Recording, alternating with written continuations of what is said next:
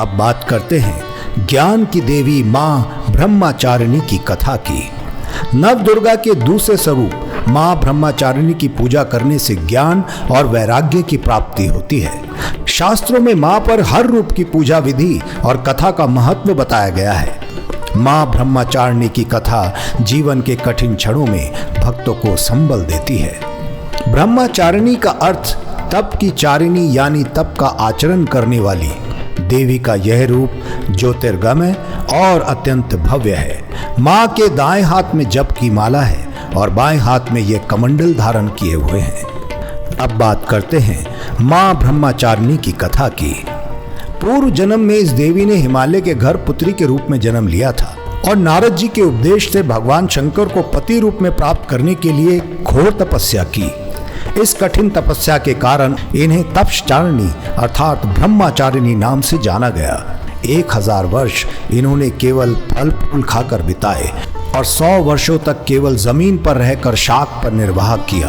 कुछ दिनों तक कठिन उपवास रखे और खुले आकाश के नीचे वर्षा और धूप के घोर कष्ट सहे।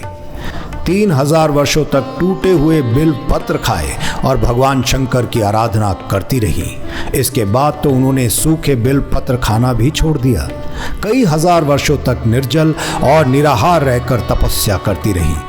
पत्तों को खाना छोड़ने के बाद इनका नाम अपर्णा पड़ गया। कठिन तपस्या के कारण देवी का शरीर एकदम क्षीण हो गया। देवता, ऋषि, सिद्धगण, मुनि सभी ने ब्रह्मचारिणी की तपस्या को अभूतपूर्व पुण्य कृति बताया, उनकी सराहना की और कहा, हे देवी, आज तक किसी ने इस तरह की कठोर तपस्या नहीं की। ये आप ही से संभव था। आपकी मनोकामना परिपूर्ण होगी और भगवान चंद्रमौली शिव जी तुम्हें पति रूप में अवश्य प्राप्त होंगे। आपसे विनती है, अब तपस्या छोड़कर आप घर लौट जाएं। जल्द ही आपके पिता आपको लेने आ रहे हैं। लेकिन माँ ने तब तक तप समाप्त नहीं किया जब तक स्वयं शिव जी ने उन्हें साक्षात दर्शन नहीं दिए। उनसे आशीर्वाद मिलने के उपरांत ही माँ अपने घर की ओर प्रस्थान की।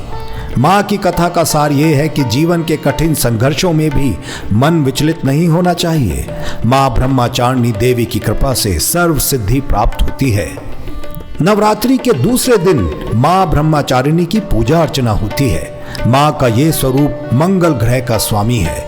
ब्रह्मचारिणी माँ की पूजा करने से लोगों की कुंडली में मंगली दोष का प्रभाव कम होता है।